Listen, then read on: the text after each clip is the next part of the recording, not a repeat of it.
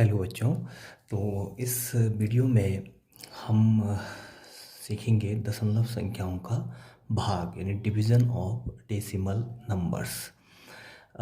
एक दशमलव संख्या को दूसरी दशमलव संख्या से भाग कैसे देना है, किन नियमों का हम ध्यान रखेंगे, वही बताने का मैं इसमें प्रयास करूँगा। तो देखिए, सबसे पहले हम क्या करते हैं कि दशमलव संख्याओं के बजाय हम होल नंबर से पहले भाग देते हैं, ठीक है, यानी कि जिसमें दशमलव नहीं होता है, पूर्ण संख्याएं। तो यहाँ पर देखिए, एक उदाहरण देखिए कि यहाँ पे लिखा है 1 इज डिवाइडेड बाय 2, यानी 1/2। इसको हम 1/2 भी लिख सकते हैं। ये एक ही अर्थ को रखते हैं, यानी यहाँ पर 2 का भाग 1 में देना है। 2 का भाग 1 में, जो पीछे लिखा होता है उसका भाग आगे वाले में दिया जाता है, ठीक है। तो 1/2 को हम 1/2 भी लिख सकते हैं। तो यहाँ पर ये एक फ्रैक्शनल नंबर है, यानी भिन्न है, ठीक है। और इस भिन्न को हम बदलना चाह रहे हैं दशमलव में या दशमलव संख्या में, या ये कहो कि दशमलव भिन्न में। तो दशमलव भिन्न में तभी बदली जाएगी जब हम 2 का भाग 1 में देंगे, ठीक है। तो हमने यहाँ पर लिख दिया, ठीक है। इसको हम 2 को हम क्या कहते हैं, भाजक, ठीक है, जिससे भाग दिया जाता है भाजक। अगर हम इंग्लिश में कहने चाहें तो इसको कहते हैं डिवाइज़र।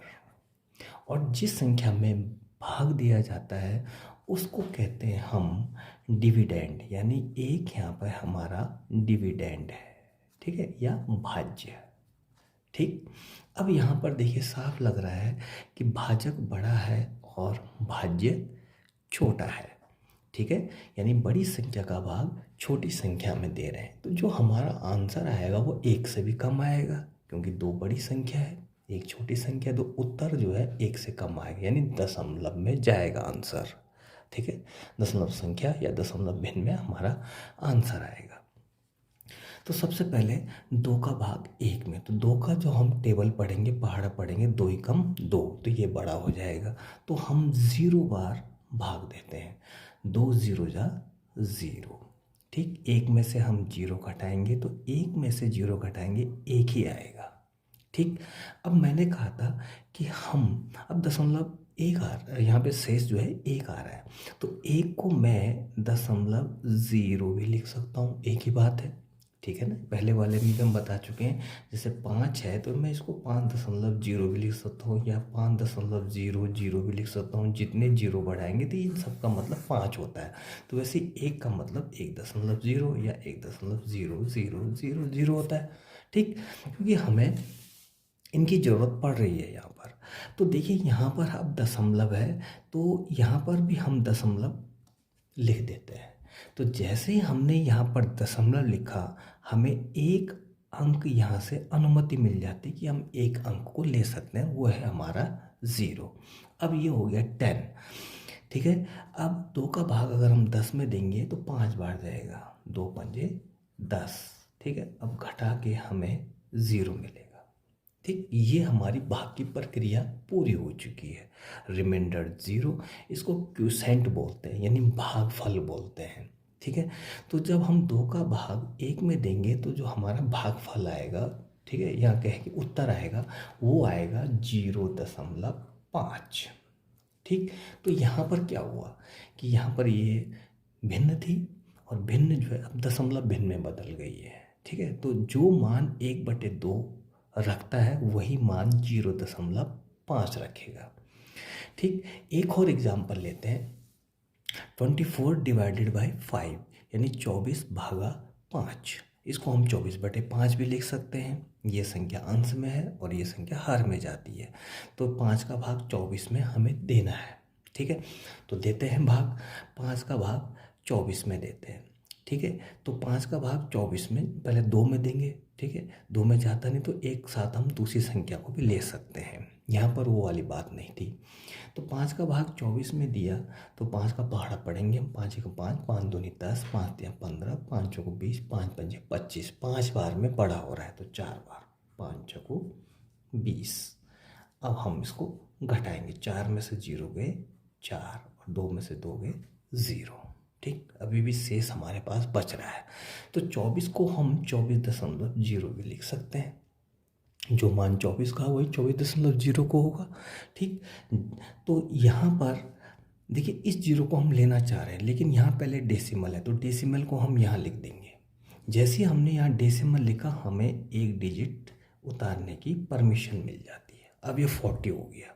ठीक है, इस जीरो को न भी लिखें तो कोई बात नहीं है। ठीक है, तब भी ये 40 ही होगा इसका मान। जीरो न भी लिखें, जीरो लिखेंगे तब भी 40 होगा। तो 5 का भाग 40 में देंगे हम, 5 8 40। ठीक, तो 40 में से 40 गए 0। ठीक, तो हमारा आंसर आ गया 4.8। तो भिन्न जो है वो दशमलव भिन्न में बदल गई या दशमलव संख्या में बदल गई, ये हमारा आंसर आ जाएगा। अब देखिए यहाँ पर दशमलव भिन्न है। दशमलव भिन्न को पूर्ण संख्या से भाग दे रहे हैं, यानी 6.4 को भाग देंगे 4 से। 6.4/4 भी लिख सकते हैं, कोई बात नहीं। तो पूर्ण संख्या से हम भाग आराम से दे सकते हैं। ठीक है, तो 4 का भाग हम 6.4 में देंगे।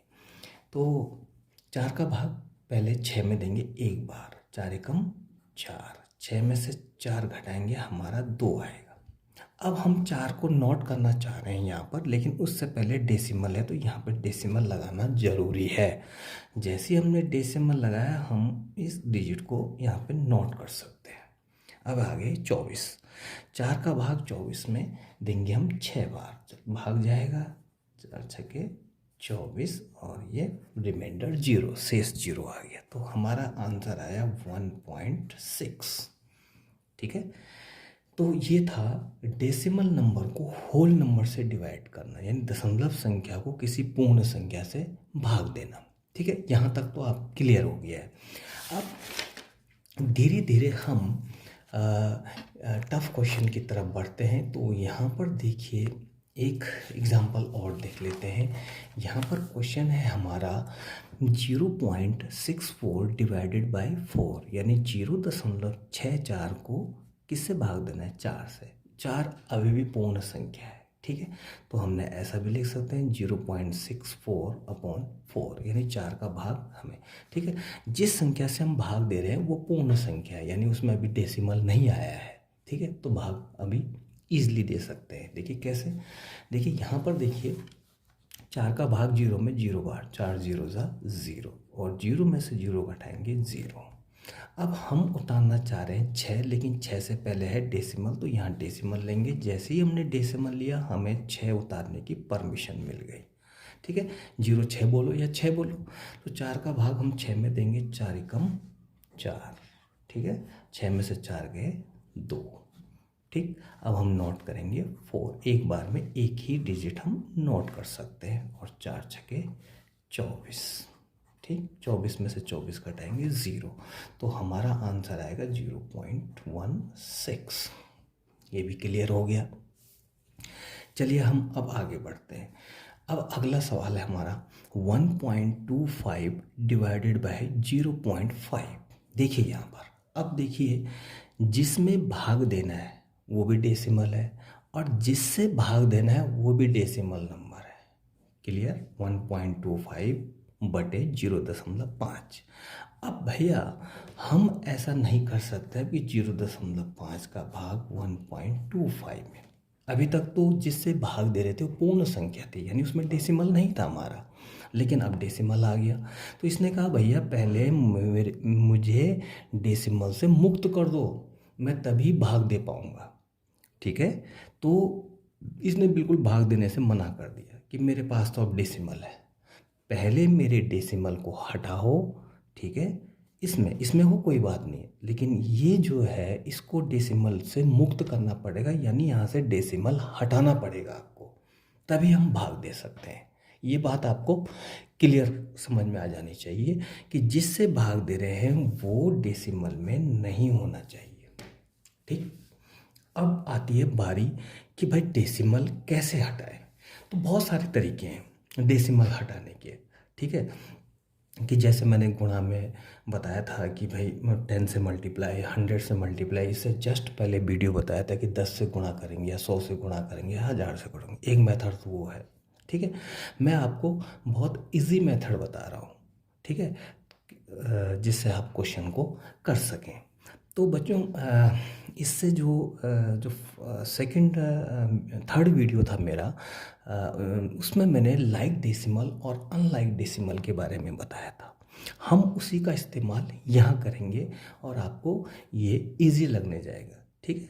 और मैं दूसरा मेथड भी बता दूंगा, ठीक है। लेकिन पहले इस मेथड को देखें कि जब ऐसी सिचुएशन आ जाती है, ऐसी स्थिति पैदा हो जाती है कि जब भाग देने वाली संख्या भी दशमलव में हो और जिसमें भाग दे रहे हैं वो भी दशमलव में हो, यानी वो भी दशमलव संख्या हो, यानी दशमलव संख्या बटे दशमलव संख्या हो, तब क्या करेंगे?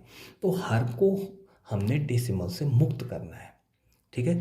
यानी कि जो हमारा भाजक है वो दशमलव संख्या ना हो, वो पूर्ण संख्या हो, ठीक है। तो अब देखिए लाइक डेसिमल, यहाँ पर मैं क्या करूँ कि हमारे पास ये अनलाइक डेसिमल है, यानी डेसिमल के बाद 2 डिजिट है या डेसिमल के बाद एक ही डिजिट है, ठीक है। तो मैं इसको लाइक डेसिमल में बदल देता हूँ। देखिए लाइक डेसिमल में यहाँ पे 2 अंक है, अधिकतम यहाँ एक ही अंक है, तो इसमें भी डेसिमल के 2 अंक बना दो, डेसिमल के बाद 2 ही डिजिट इसमें हो जाए, हम ऐसा करें। तो उसके लिए पुराने वीडियो आप देख सकते हैं। यहाँ पर मैं बता देता हूँ, 1.25 को ऐसे ही रहने दें और मैं इसको 0.5 और इसके आगे 0 लगा दूँ। इसके और इसके मान में कोई फर्क नहीं पड़ेगा, इसके लास्ट में अगर 0 लगा दिया मैंने, ठीक है।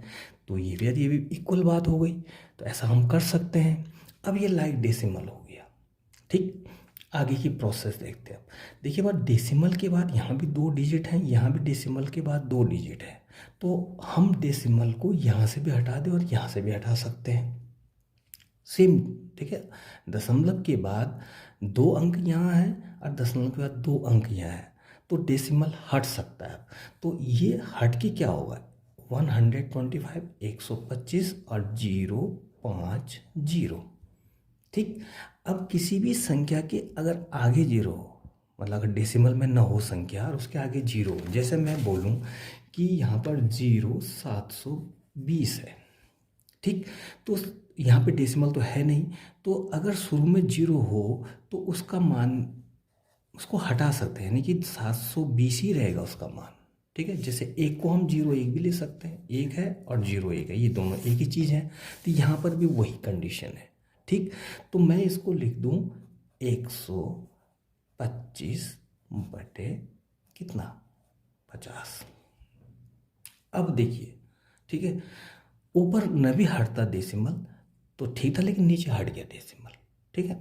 अब इसको हम आराम से डिवाइड कर सकते हैं। यहाँ पर भी आप सिंप्लीफाई करके डिवाइड करें तो और बेटर रहेगा, कट जाता है, सिंपलेस्ट फॉर्म में आ जाता है, सरलतम रूप में आ जाता है।